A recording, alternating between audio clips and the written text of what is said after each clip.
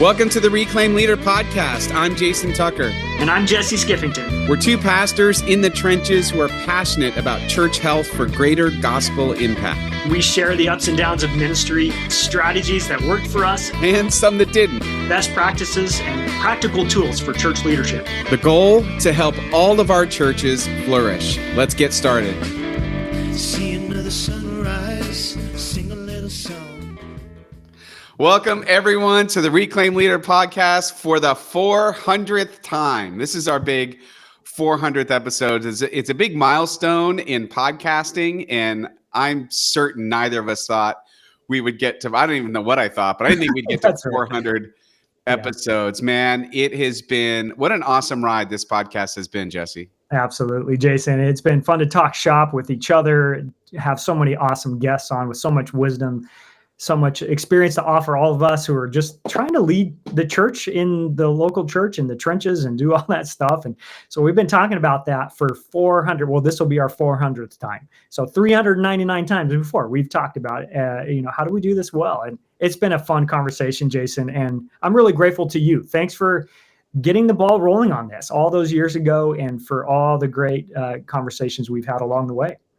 And right back at you, because I probably never would have started had I not felt like I had someone to do it with, you know? Totally. So it really And there's something about knowing there's going to be somebody else showing up on the other end of the line that causes you to show up. And so I think that mutual encouragement and accountability goes a long way. So hopefully you all have things like, and people like Jason in your life and things like this in your life that you can kind of steward your leadership well. And hopefully something we've said along the way has been helpful to you as you're leading in the church.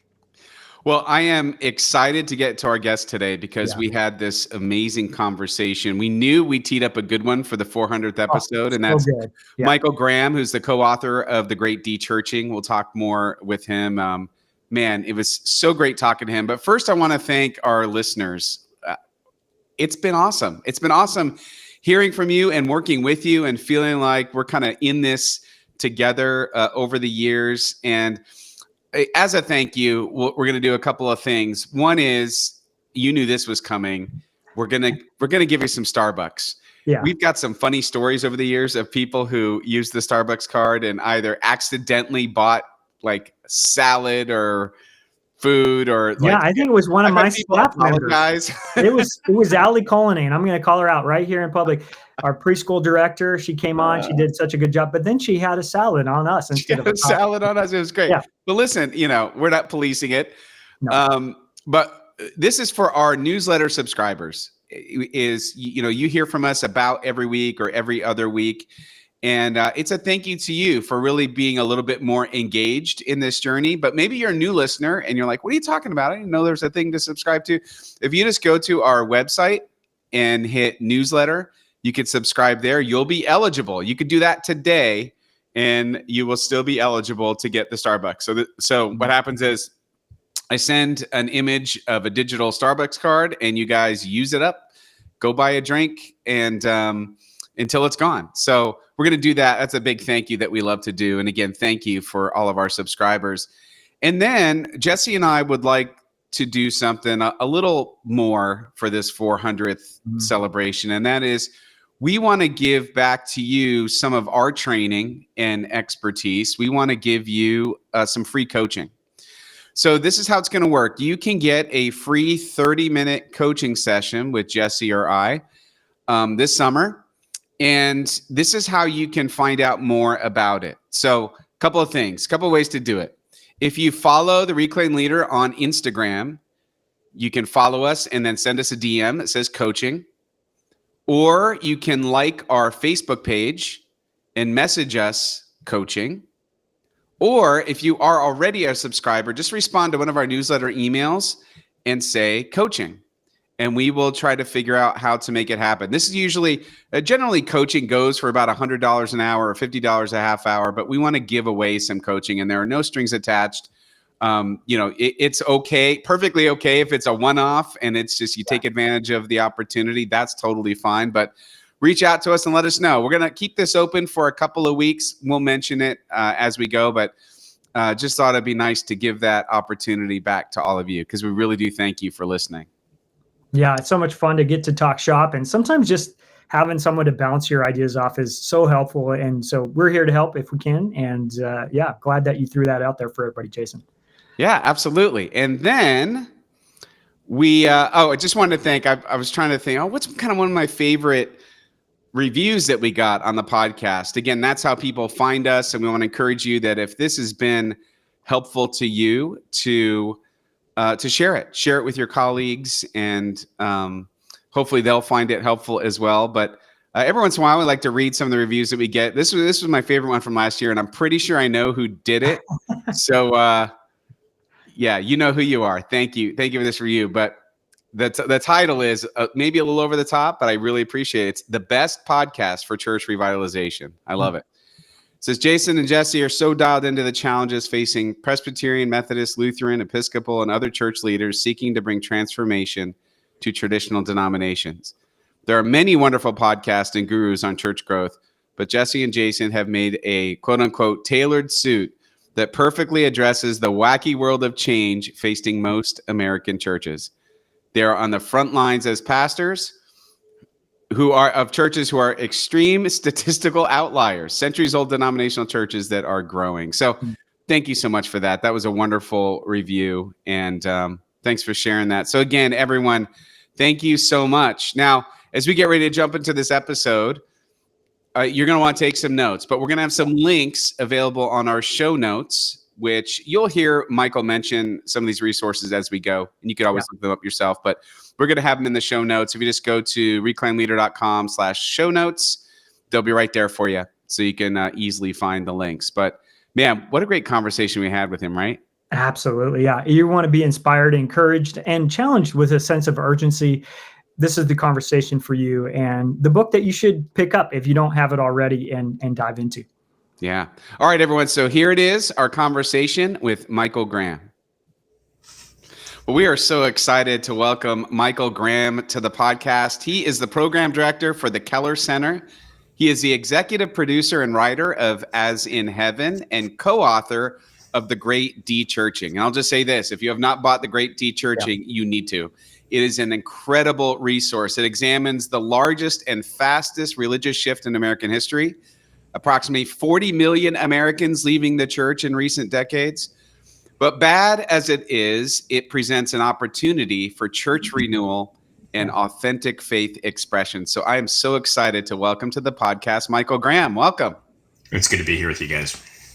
Yeah, so I got a chance to hang out with Mike and Jim a little bit. They were able to come to a conference that we were running, and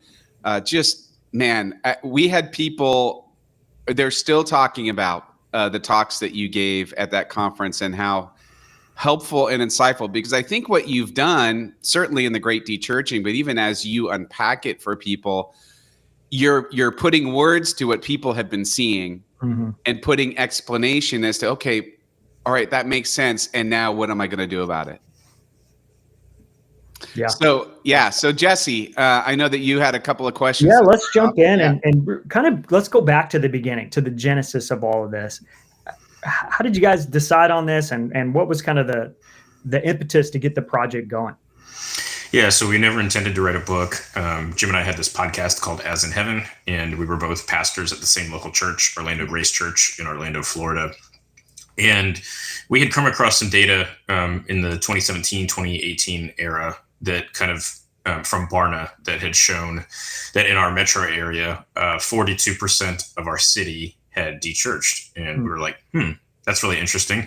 That's the third largest demographic behind gender and ethnicity in our city. So we felt like, well, we would like to know more about what was going on with that. So as a writer and executive producer for that podcast, it was my job to basically do research and digest as much quantitative information and studies that had been done on dechurching in America. And what I found was there wasn't much data. The data that was out there was over a decade old. It wasn't a whole lot of questions. The sample sizes weren't very large. It wasn't helpful or actionable from our standpoint for what we needed to do for our own city, let alone for other people kind of around the country, whether you were in pastoral ministry or just a layperson in a church. So we realized relatively quickly that we couldn't do a season on DeChurching in America unless we went and conducted brand new research. And so we contacted Brian Burge, who's widely regarded as the best religion data person in the country. And we said, hey, would you be interested in doing a study together if we were able to raise funds? And he said yes, but he's like, I get these questions. People ask me this all the time. I'll believe you. You can go and get the money. Show up with the check and yeah. I'll believe you. Yeah. So, as it were, the money wasn't a huge challenge, and so we got that, and so we did a 3-phase study, and so we did all that though for the purpose of just doing audio about it and doing an audio season on As in Heaven, which was our 3rd season on DeChurching in America. And as we were doing that season, we had a couple people in our life basically say, hey, you guys would be irresponsible to spend all this money on this data and not to write about it. And we're like, we don't really know writing. We're not really writers. But those people were very persuasive to us and basically convinced us that we needed to go and write something about that. And so that's the genesis of, the Great DeChurching book. Basically our friends twisting our arms to write about this thing. So knowing nothing about writing and knowing nothing about book marketing and the like, Sure. We went down that path. But mainly, we wanted to do this for the sake of our local church and for the sake of people who listen to that podcast, because we care deeply about our city and wanted to be able to help the people in our congregation be able to navigate conversations with people in their lives a lot better. When you're talking about 40 million adults, that's 1 in 6 people fits this category of DeChurching. Wow. And so we had to also define the term. It didn't really have a technical definition, so we gave it one. And so the technical definition that we gave it was somebody who's DeChurched is somebody who had a monthly or greater habit of church going for a long period in their life and now don't go at all. So that's 1 in 6 U.S. adults. So we did this because we want to help people, regular church going people be able to navigate their relationships better. And we wanted to help church leaders be able to, kind of understand, okay, what's going on? What's the bad news? What's the good news? And what can we do about it? So. Before we get to what you found, I'm just curious. Did you have any sort of background in like surveying and going through all this data? Because I know you leaned on Ryan Burge, I'm sure, but at the same time, you had to sort of make sense of it as you were talking about it. Had you had any experience doing that before? Because I imagine that was a mountain of work. Yeah, so I have a weird and eclectic background, both in finance and tech and pastoral ministry, and then now with the Keller Center, basically doing like R&D work for the church. So here's a weird story. When I was in high school, I was building mathematical models for the short-term time series stock market prediction. So those models were actually pretty successful, and I actually gave lectures, at places like Johns Hopkins before I could drive a car. So that's pretty awesome, man. So I've always been yes. The answer is yes. Sort of, yeah. Those are two very different things, is survey work and mathematical modeling, but there's some overlap. You have a mind for it. I'm a numbers geek, and and the intersection of data in the church is definitely something that's very interesting to me, especially if there's insights that we can, insights that are way up here that we can bring down, 2 or 3 shelves to help people be able to, increase the probability of success in their relationships and in their conversations. I think there's a lot of opportunities that are still there. Yeah. Well, praise God for your wiring, and praise God for those friends that twisted your arms, man, because it would really have been a big loss to the church to not have your work, truly. So as you started to collect the data and analyze it, what did you discover? What were some things that you started to see clarity around as far as who was leaving the church and why they were leaving? Yeah, so going into this thing, there were kind of two prevailing stories. And the two big stories that people had told about why all these people stopped going to church, it really kind of depended on your media diet. And so if your media diet leaned a little bit to the left, then the story was it's the church's fault. And then if your media diet leaned a little bit to the right, then the story was, well, it's the culture's fault. Mm-hmm. And it's not that either of those two stories is false or even inaccurate. You can find a few million people that fit either of those two older stories, so the church's fault, stuff like racism, misogyny, clergy scandal, clergy abuse, Christian nationalism, political syncretism. Those are all real issues. You can find people who are very upset about those things. Mm-hmm. And then, it's the culture's fault. You can find people who, have really deep concerns about things like, the sexual progressivism, secularism, all those different kinds of things. So those are real issues. But what we learned was in between those two polarity stories of, well, it's the church's fault and it's the culture's fault, is there's a huge bell curve of people that don't really fit either of those two stories that had been largely ignored. And we call these people the casually dechurched, okay? Casually dechurched, as opposed to those other two stories, which we kind of labeled dechurched casualties, dechurched casualties. So casually dechurched, dechurched casualties. So what we learned was about 3 out of 4 people, so 30 of the 40 million people who stopped going, were kind of in the middle of that bell curve of people who were casually dechurched. And the people who were casually dechurched, the top 3 reasons why they stopped going to church were things that seem, frankly, like not very good reasons to stop going to church. So the number 1 reason was they moved. Number 2, going to church was inconvenient. And then number 3, there was some kind of family change, marriage, divorce, remarriage, the birth of a child, those kinds of things. So, that was really surprising to us, because what had taken up most of the conversational air in the room around why people had stopped going to church were those 2 older stories, which were more stories of dechurched casualties, which are, but that was kind of the 1 in 4 story was the story that was kind of dominating, kind of headlines. And so in the middle of all the bad news of, 1 in 6, adult Americans, stopping going to church, there's a lot of good news. And the good news is that most of the people who stopped going for not really great reasons. And because those reasons weren't really great, the barriers for them to return are actually not that high and not that hard. And so, the old story was those 2 old stories were very hopeless, because what can I do about changing every church in America?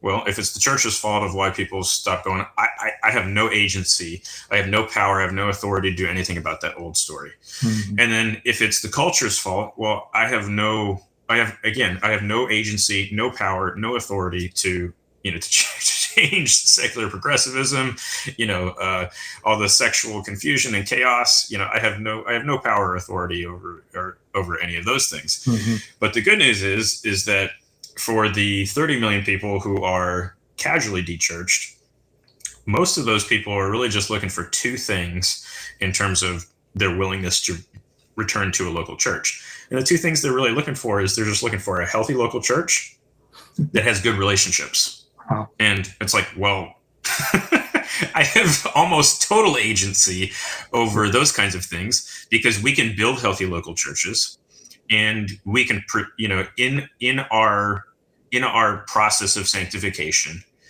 we can become healthier people who learn how to relate to other people with increasing wisdom. And so, so in the middle of, I think this is why the book has done well, is because here's this thing that seems very hopeless and is very personal and very sad, because you can't meet a person in America who doesn't have people in their life, who are close to them who de-churched. And oftentimes you're talking about immediate family members of, children, grandchildren, brothers, sisters, sometimes your parents. And these are real people. It's not just numbers. These are real human lives. Mm-hmm. And so I think what we were able to do is we were able to take a conversation that had gotten stuck on something that really no individual could do anything about. Mm-hmm. And I think we got that conversation unstuck, and we inserted a lot of hope into the conversation because we help people understand that they actually do. There's a lot that every single person can do about this, in that conversation about the de-church. Yeah. I mean, a lot of the feedback that we got, when we had you at the conference and speaking, what a lot of participants were saying was like, oh my gosh. So what you're telling me is 30 million people stopped going to church for things like, oh, they moved, or right. Or just like something happened. They had a life change and they sort of fell out of the habit of going or whatever. Like people are finally like, well, wait a minute. Maybe there is something that maybe we do have agency over that. And it was this incredible like lift of hope. Yeah. Although I find it interesting that with some pastors, almost the excuse of I've got no control over it was comforting in a way. Yeah. When others are, oh, well, there's nothing I could do about it. People just aren't coming.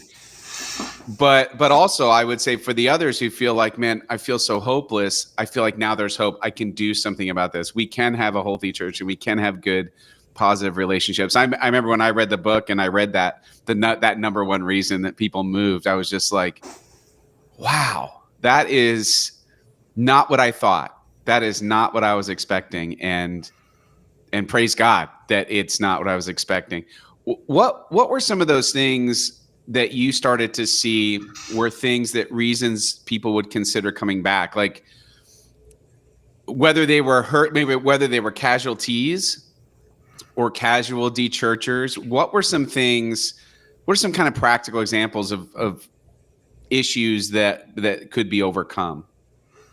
Yeah, so I think people, the de-church can, you've got those two broad categories of casual and casualty. And then underneath that, you can probably have three levels of engagement need. So some people are in a place where they just need a nudge from us. So the three levels of need are basically nudge, dinner table, and then decades of relationship. So some people who have maybe been out of the habit for just a brief period of time, but they're clearly a follower of Christ, and maybe something like moving or, their kids' travel baseball team or something, or COVID got them out of the habit.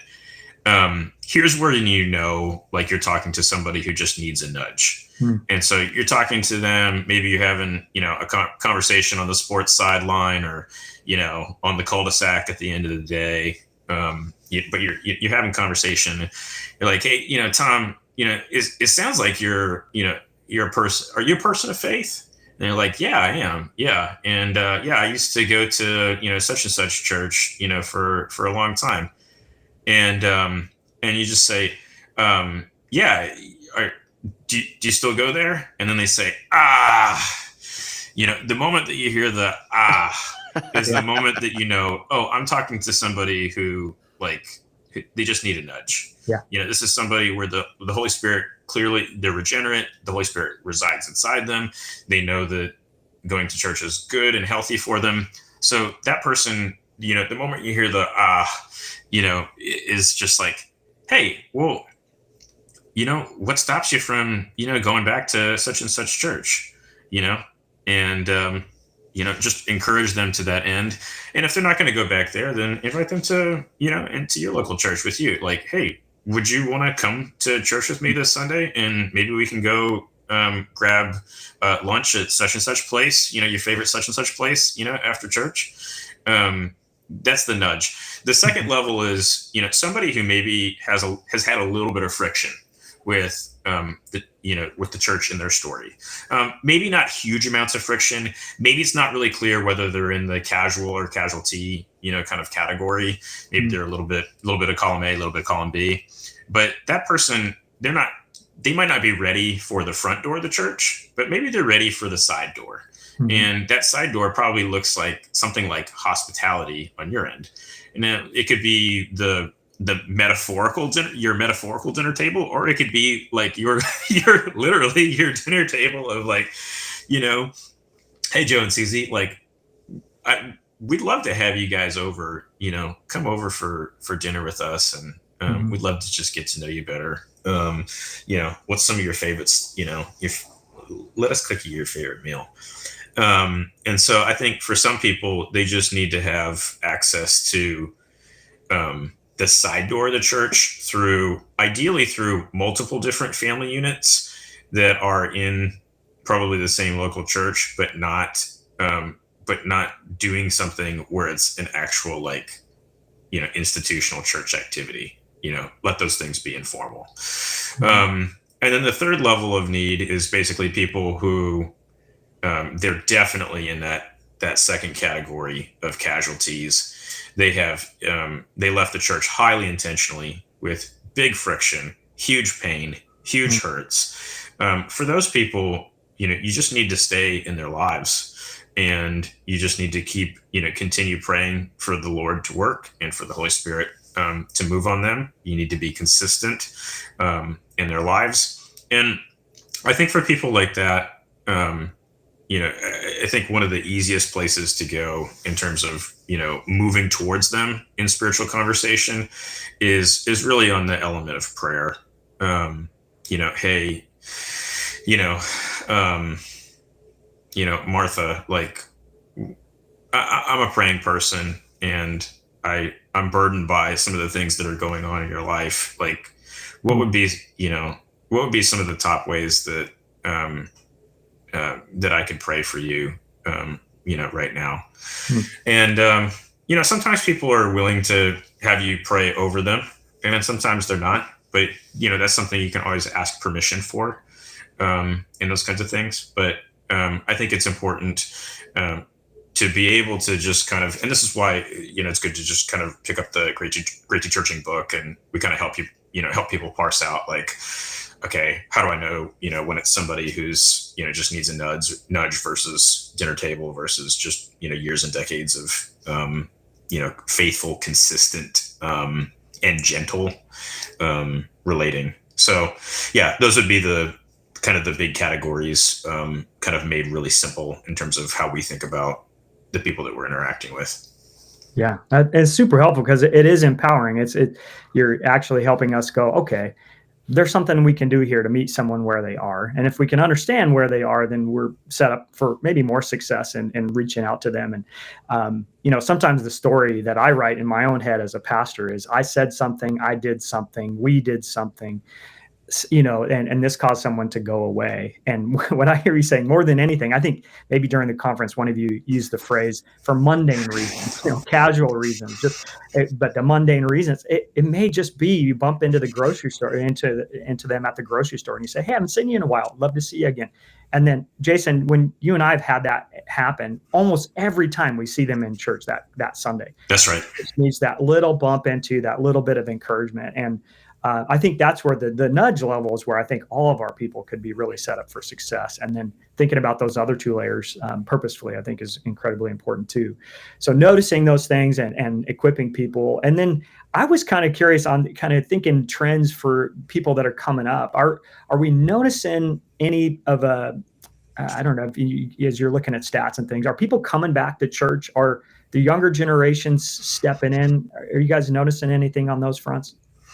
Yeah. So if you've kept up at all with particularly the Pew's Religious Landscape Survey 2023, 2024, or if you are a reader of Ryan Burge's Substack, which is graphsaboutreligion.com.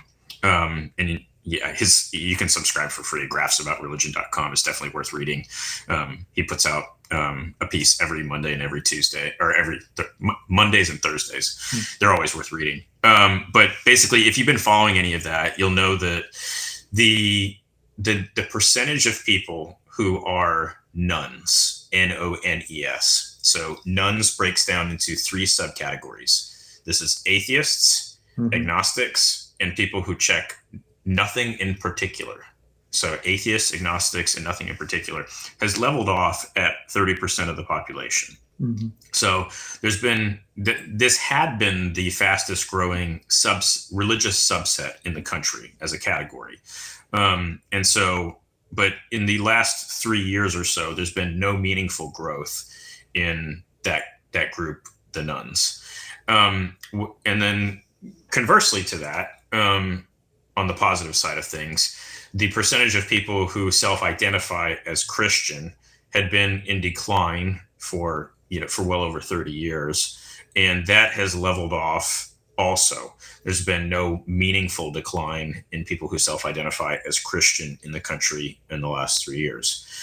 While on the one hand, I celebrate that, and I think there's good news. And there's lots of anecdotal evidence to increased spirituality among Gen Z, Generation Z.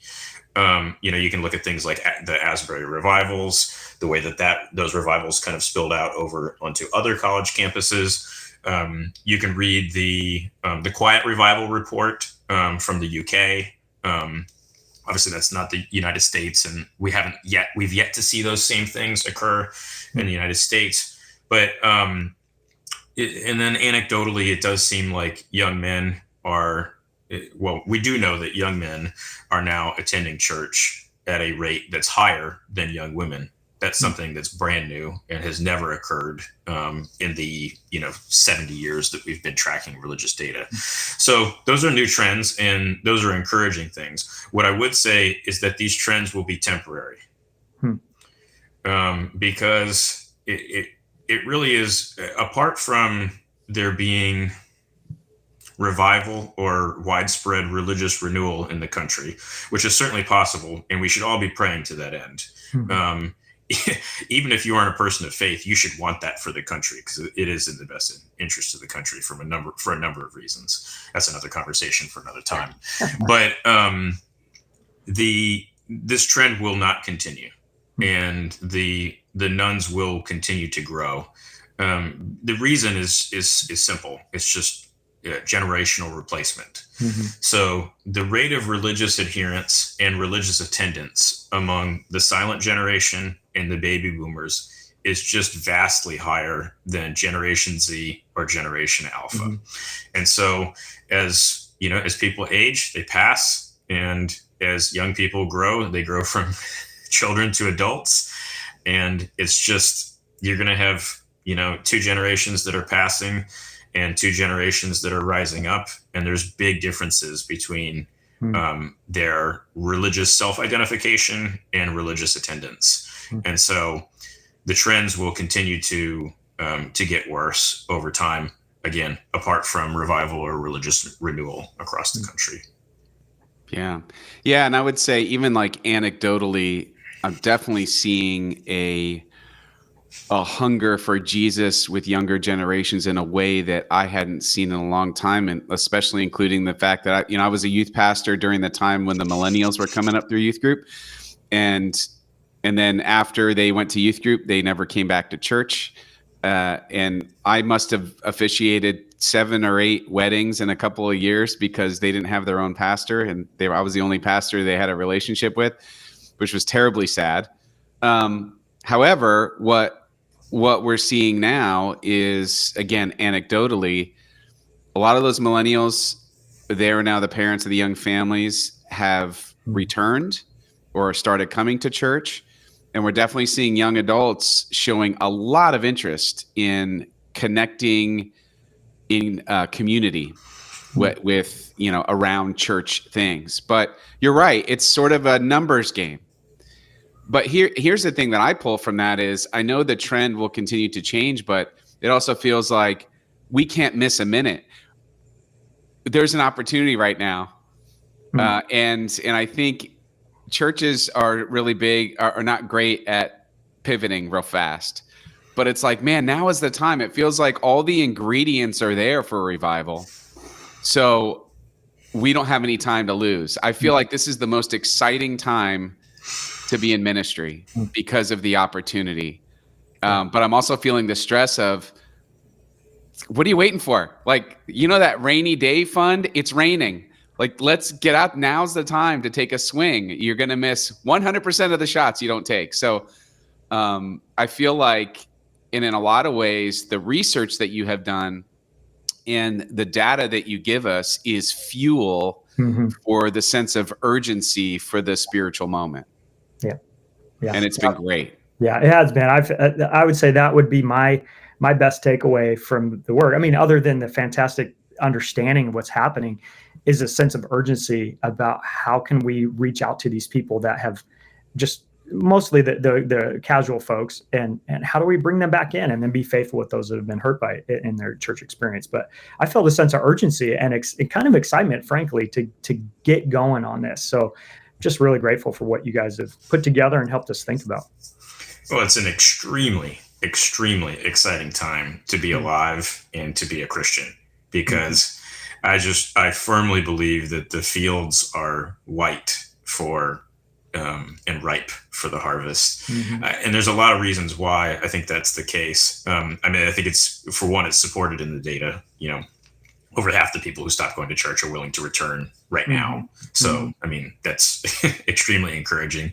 But two, when you think about all the different idols that, particularly, I'm in my mid 40s, so I'm an elder millennial. So when I think about the idols of my generation, my parents' generation, who are boomers, and the Gen Xers in between, the idols that worked, that, quote unquote, worked for us, things like sex, money, and power, and more recently technology, those idols, they're not really working anymore. Okay. And I could, give a list of reasons why people are afraid to have sex, and, we're in this sexual recession, and there's a lot of reasons for that. And then, we could talk about money. If you're a young person, your dad's 401k became a 201k, when you were in elementary school, the great financial crisis, the Occupy Wall Street, your friends, had their homes foreclosed on, in elementary or middle school. And now you're graduating into the world of AI, where, you were just told to just get a college degree and you'll be fine. And now, all the entry-level jobs are being taken up by the large language models. And so, okay, so money's not working for you. Okay. And neither is tech. Okay. And this thing that was promised to you to bring everybody together has done the exact opposite, and, pitted generations and parties and ethnicities all against each other. Our country is kind of, coming apart at the seams, in terms of its fracturing. In some ways, this is spilling over into the church as well. And then when you think about power, if you're a young person, you've only really have a cultural memory of either Donald Trump as president or Joe Biden as president. And so you probably don't have a lot of hope from a power structure standpoint. And then, behind all of this is significant waning trust in institutions in general. And so if that's what you're growing up in, well, what hope do you have? All the idols of the previous generation that, that we all worshiped, if we weren't following Jesus, well, I think by and large, those idols were working for the people who really wanted, at least there was some payoff there. But the payoff, is not really there in the same way for the rising generations as what it's been for those who are millennials and older. And so I think what we're seeing here is people who are just, especially young people, are like, well, yeah, that may have worked for, these other generations, but they're not working for mine. And so I have no interest in worshiping that. And so I think we have a lot of hope, because late modernity is not working. It's not working for people. And so what else do you have? When you deconstruct sex, money, power, and technology, what is there left? We all know that there's more to life than just the five senses and the material world. And we know that, that humanity is more than just, carbon and water, and, the product of chance. We all know that that's not the case. We know that there's something that's there in the universe that's transcendent, that's over it all. And so I think, we have tremendous opportunity to lean into how life is not very livable right now, and just about everything has lied to us. Everything has overpromised and underdelivered. And the only thing that's really left that we can look to that's going to provide any level of satisfaction is the good news of the life, death, and resurrection of Jesus Christ for the forgiveness of sins and for the restoration and renewal of all of creation. Yeah. And so, we just have tremendous opportunity here to tell that story and to tell it well to people who are, struggling with anxiety, depression, loneliness, suicidal thoughts, these kinds of things. So we have a lot of opportunity to just, to be conduits of grace and to reflect and image, our triune God, and to give people hope, a bright hope for tomorrow, and to be the church and to be a community of people that begins to show people what the kingdom of God could and will look like in the future. Yeah, man, very well said. Michael, what would be so I imagine a lot of pastors listening, and they've probably heard you over the last couple of years. They've probably been diving in a little into the DeChurching data. Many of them probably have the book. What are, I know a lot of questions that come up are, okay, yeah, but this is great. What does it look like? Like what are some tools? I don't know if you have any recommended resources or things you could point to say, this is kind of what it looks like if you're looking for examples. Yeah. So we built a resource that was exclusively for church leaders, to kind of address this question, because really there's kind of two rails that we need to run on in order to make progress on the DeChurching front. One rail is on the, how do we relate to individuals? And then how do we relate to people as church institutions? So we need to be making improvements on both of those things at the same time as kind of, two kind of train tracks to make progress on kind of rechurching. And so we built this tool called the Rechurching Toolkit. You can find it on the Gospel. If you just Google the Gospel Coalition Rechurching Toolkit, you can find, basically in exchange for your email address, you can get that PDF for free. And so basically that toolkit is a 20-point audit that is meant for church leaders. And so, you get your church leadership team, your church staff team, or your church elder board, together with your pastors, and you kind of go over that. And that audit is basically the 20 things that we know empirically from people of friction points that they have with local churches. And so basically you take that audit and you kind of see and give yourself a self-assessment on your leadership team on how we're doing on these 20 areas that impact DeChurching the most. And then basically in that same PDF, there's worksheets. So let's say of the 20 areas, you identify 6 or 7 areas that are places where you are not doing well or you could make improvement. Well, we basically have worksheets from a project management standpoint of how can we do better on each one of those 20 areas. And we give you rails to run on and, in terms of, okay, yeah, Mike and Jim, what do we do, about how do we have a plan for people who are moving,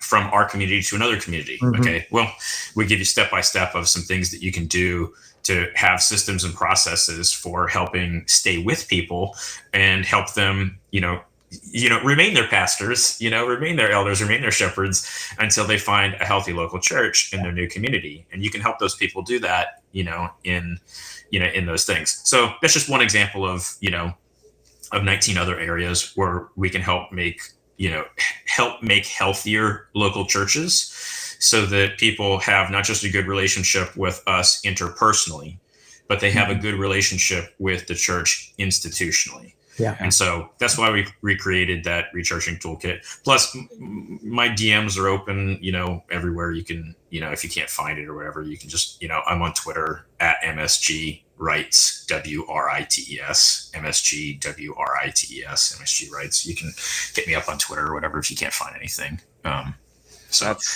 get links for you guys for the show notes for, how to get to that, that PDF. That's great. And that the toolkit is great. It's really well done. And I think a great resource for anybody who is looking. So I'm so glad you're able to come and spend some time with us today. It's our 400th episode. This is a big deal for us. We hit 400 and we couldn't think of a better way. I know Jim wanted to be here as well, but he had to go on sabbatical, the nerve.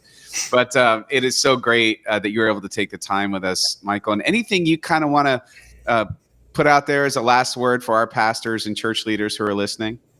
Yeah, I say the number one thing I want to leave all your listeners with is this. Take relational risk.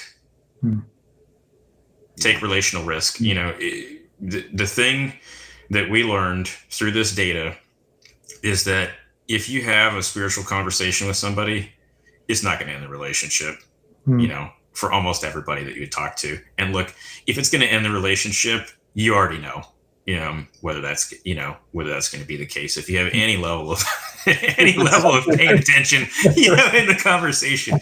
So I just want to say, who are the people that God keeps putting right in front of you? Yeah.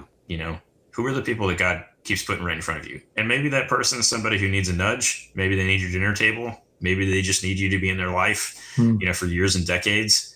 And then what's the next step of relational risk that you need to take to advance that conversation? So hopefully, everything from this conversation and everything that's in, the Great DeChurching book or the DeChurching toolkit will demystify the fog around these subjects in a way that inspires confidence to take relational risk with somebody that God just keeps putting right in front of you. Yeah. Man, really well said. Again, we're so blessed to have you, and may God continue blessing your future work and all the things that you got going. I know you got a lot of things going on, and man, we're just excited about the hope that is in this work, and really thankful for your time. Thanks for being with us today. Thank you, guys. Appreciate you.